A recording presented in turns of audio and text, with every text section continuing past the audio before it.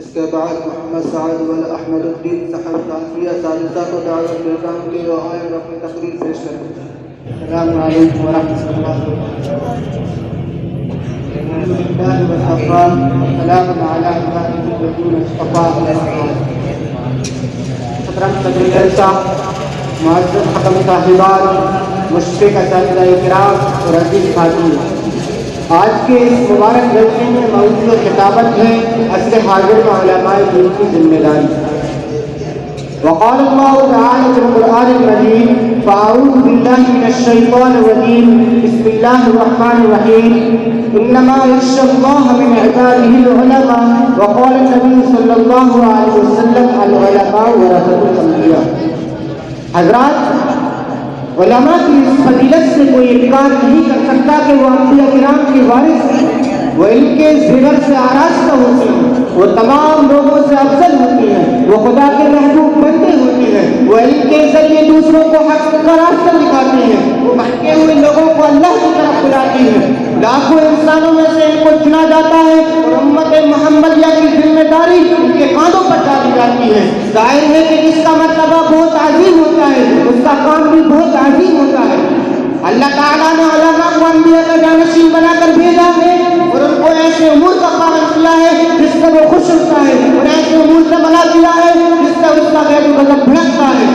جب بھی علماء نے اپنی ذمہ داریوں کو نبھایا تو اللہ تعالیٰ نے اپنی رحمتوں کی خوب بارش کی، اس کا عمر خوب بڑھا، عزتوں سے نوازا، انسانیت کی کھیتی لہلاتی رہی.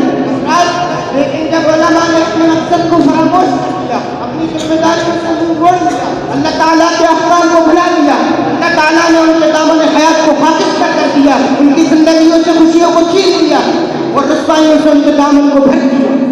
کنتم خیر امۃ اخرجت للناس تأمرون بالمعروف وتنہون عن المنکر وتؤمنون باللہ. پشت ڈال دیا، اللہ تعالیٰ نے ان کا ساتھ چھوڑ دیا، سب کچھ یاد آ رہا ہے ہم نے چھوڑ دیا. شاعر مشرق علامہ اقبال نے کیا خوب کہا ہے: گوادی ہم نے جو اسلاف سے میراث پائی تھی، گوادی ہم نے جو اسلاف سے میراث پائی تھی، سریا سے زمین پر آسمان ہم کو دے مارا. حضرات، علماء کا ایک دور وہ بھی گزرا ہے جب چاروں طرف انہی کا بول بالا تھا، انہی کا چرچا تھا، انہی کا دبدبا تھا، انہی کے ذمے پوری انسانیت کی نگہبانی تھی، انہی کے ہاتھوں میں حکمرانی تھی. مجھے پتا انہی کے قدموں کو چومتی تھی. وہ جن راستوں سے گزر جاتے وہاں وہ راستے خوشبو سے معطل ہو جاتے، وہ جن بستیوں میں داخل ہو جاتے وہاں رشت و ہدایت کی ہوائیں چلنے لگتی.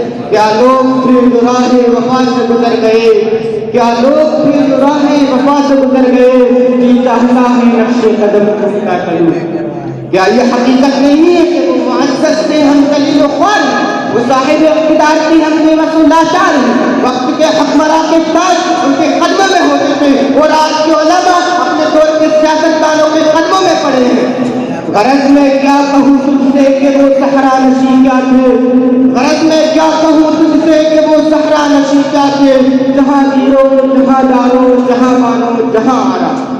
حضرات، حضرت عبداللہ بن عباس رضی اللہ عنہ سے روایت ہے کہ اللہ کے رسول صلی اللہ علیہ وسلم نے ارشاد فرمایا کہ دو قسم کے انسان ایسے ہیں، جب وہ درست ہو جاتے ہیں تو سب درست ہو جاتے ہیں اور جب وہ بگڑ جاتے ہیں تو سب بگڑ جاتے ہیں. ایک علماء اور دوسرے عمرا.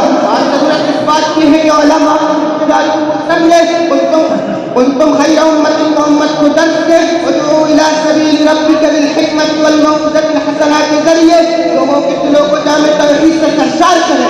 الیستوی الذین یعلمون والذین لا یعلمون کے ذریعے ان کے تشریح جاری کریں. ولا تهنوا ولا تحزنوا وانتم الاعلون ان کنتم مؤمنین کے ذریعے حق کا بول بالا کریں. ان اللہ یامر بالعدل والاحسان وایتاء ذی القربى وینہی عن الفحشاء کے ذریعے پوری امت مسلمہ کو حقیقی مومن بنائے. من احدث فی امرنا ھذا ما لیس منہ فہو رد کے ذریعے بدعات و خرافات کی تعصیوں کو ٹھنڈا کریں. قوا انفسکم واہلیکم نارا کے ذریعے اپنے گھر والوں کو نار سے بچائیں. اگر آج بھی موجودہ دور کے علماء کرام اپنی ذمہ داریوں کو پورا کرنے کے لیے کمر بستہ ہو جائیں تو پوری دنیا میں سلامتی کا خیمہ بن سکتی ہے. کفر کے دلوں میں زلزلہ آ سکتا ہے، بدعات و خرافات اپنا رخت سفر باندھ سکتی ہیں. پورے ملک کے حالات زیادہ سنت سکتے ہیں. اب میں اپنی تقریر کے اشعار پر ختم کرتے ہوئے رخصت ہوتا ہوں. اپنے اسلام کی تاریخ کو الٹ کر دیکھو, اپنے اسلام کی تاریخ کو الٹ کر دیکھو, اپنا گزرا ہوا ہر دور پلٹ کر دیکھو. تم پہاڑوں کا جگر صاف کیا کرتے تھے, تم پہاڑوں کا جگر صاف کیا کرتے تھے, تم دریاؤں کو رخ موڑ دیا کرتے تھے, پھرتے رہتے تھے شب و روز بیابانوں میں, زندگی کاٹ دیا کرتے تھے میدانوں میں. وآخر دعوانا الحمد للہ.